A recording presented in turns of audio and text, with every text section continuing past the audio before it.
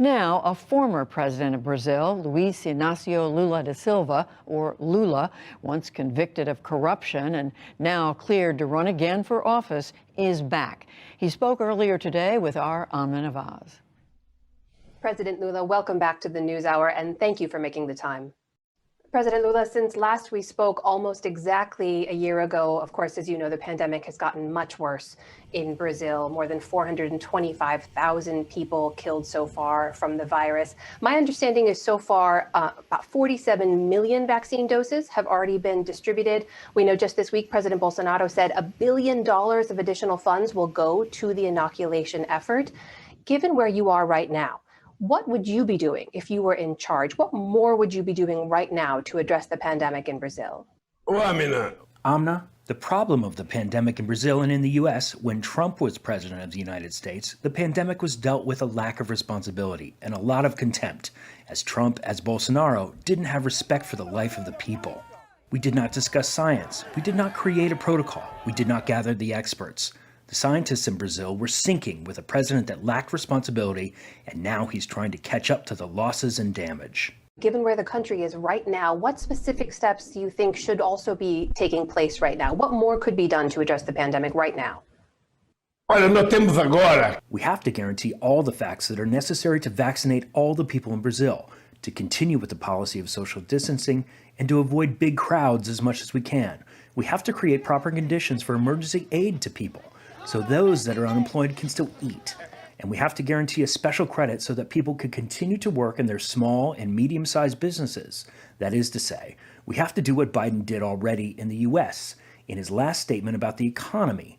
We have to enhance our monetary base so that we can give the proper conditions for survival to the Brazilian people.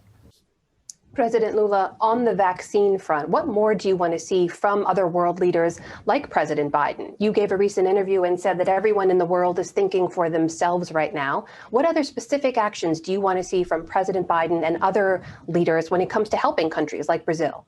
All the world leaders should gather and meet in extraordinary session, either the G20, the G8, or at the UN, to make a decision that they will break the patents of the vaccine so that 7 billion inhabitants of this world will have the right to take their vaccine.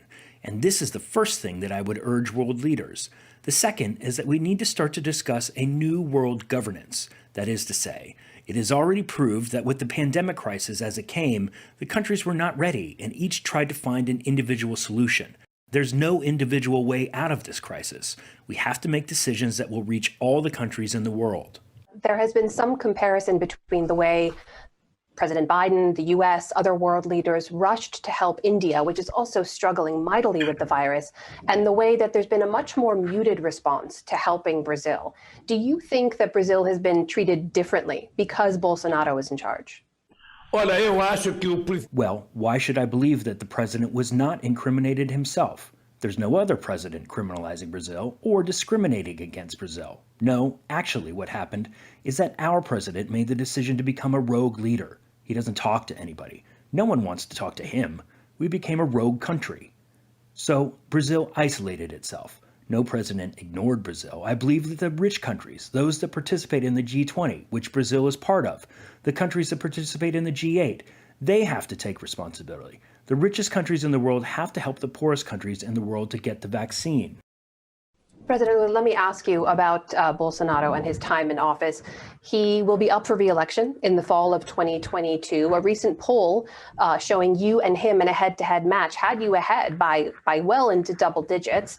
You have not yet confirmed if you are running or not. And I wonder why you won't just confirm that you do plan to challenge him when you're clearly looking to unseat him.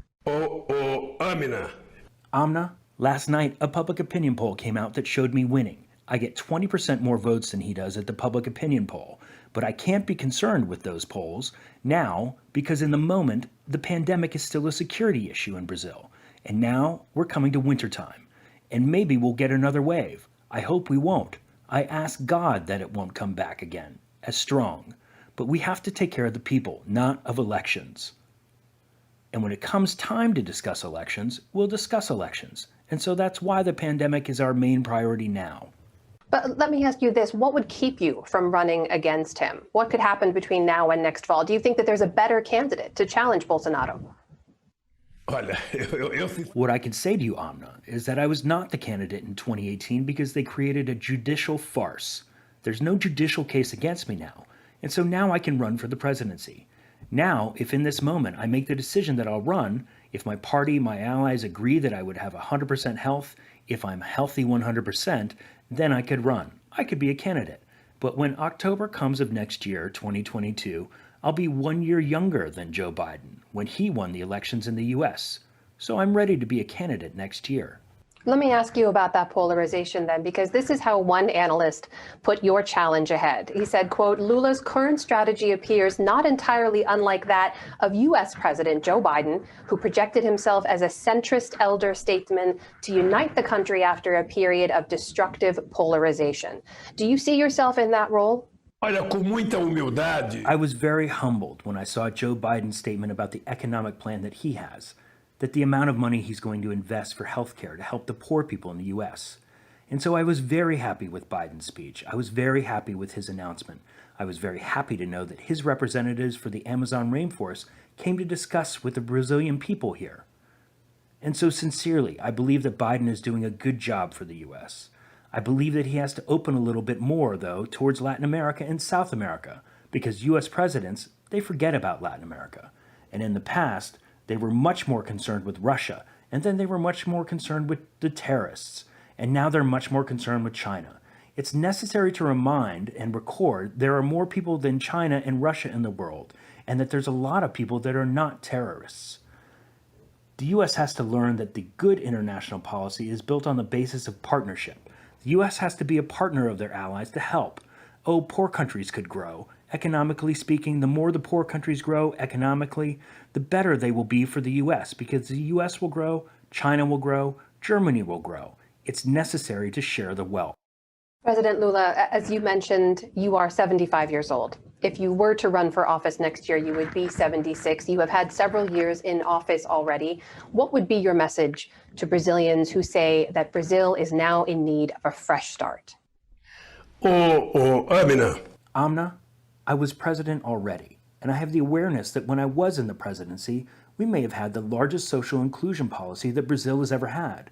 We lifted 36 million people from poverty, and we lifted another 40 million into the middle class, and we created 21 million jobs. We put millions of youth in public universities. So what can I say to the Brazilian people that we're going to do more than we did in the past? We're going to do more, because if I go back to rural Brazil, I cannot do less. And for that reason, we would like to go back to the presidency so that we can re-democratize our country. This is a little bit of what Biden will have to deal with in the U.S. He will have to destroy the hatreds that Trump developed, to destroy the hatreds that Bolsonaro created here in Brazil, and to build a new society based on love, humanity, and based on peace. That is Luiz Inácio Lula da Silva, the former president of Brazil. President Lula, thank you very much for your time. Obrigado, Amna. Thank you, Amna, very much. And let's hope to see you again in some other opportunity.